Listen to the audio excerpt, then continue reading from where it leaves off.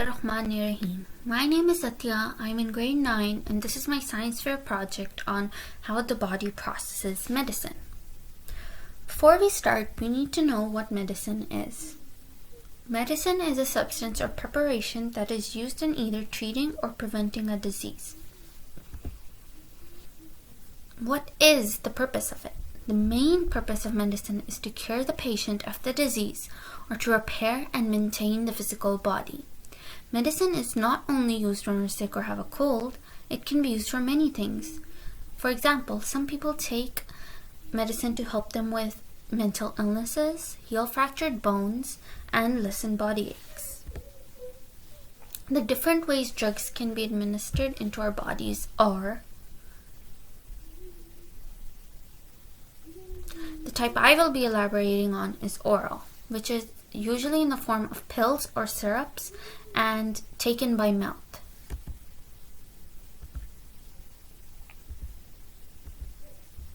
The process of medicine in our body.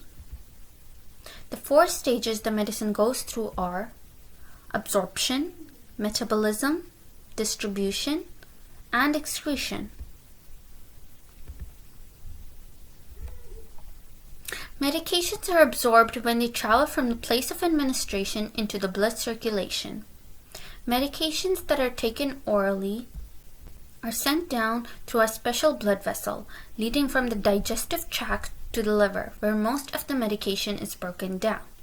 Other medicines that are not taken orally go past the liver, entering the bloodstream directly through the skin and lungs. Next step is distribution. This is the stage where medication is distributed throughout the body. During this stage, side effects can occur. Side effects happen when a drug has an effect at a site longer than intended. This step is very important because too much drug in certain areas can cause drug toxicity and too less can cause drug deficiency. After being distributed, it is then broken down or metabolized. After entering the bloodstream, everything makes its way to the liver. There it's basically filtered or broken down and transformed by proteins called enzymes. The breakdowns are less chemically active than they may have been in the beginning. Gene differences can also alter the way certain enzymes work, affecting their ability to metabolize. The inactive drug now reaches its last stage in the body, also known as excretion, where it gets removed as waste.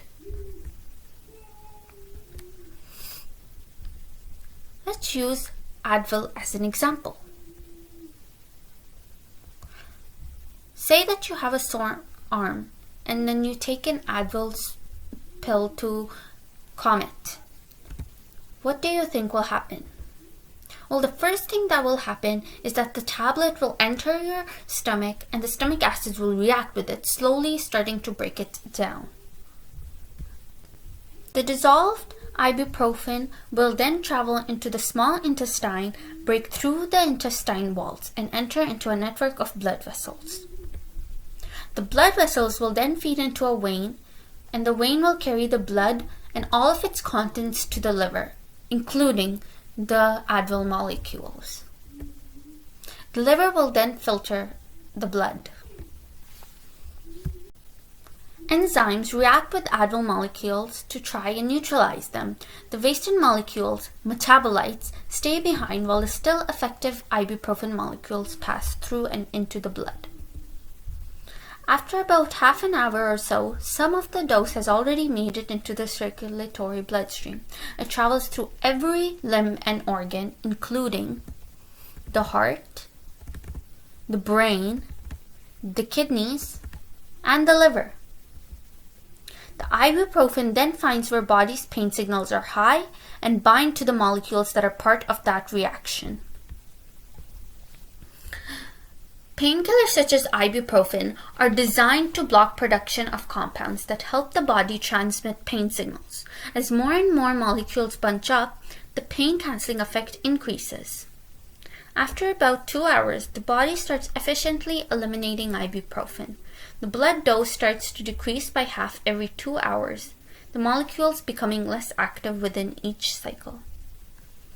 The ibuprofen detach from the site and re-enter the blood stream to be carried away again.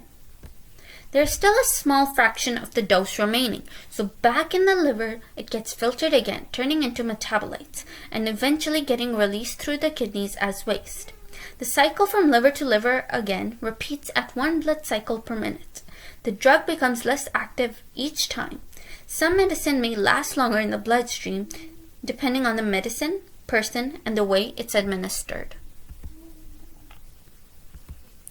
Additional things that you should know. Drug molecules might bind to other areas than where its supposed region would be, especially if they are really similar. This process also refers to chemotherapy drugs.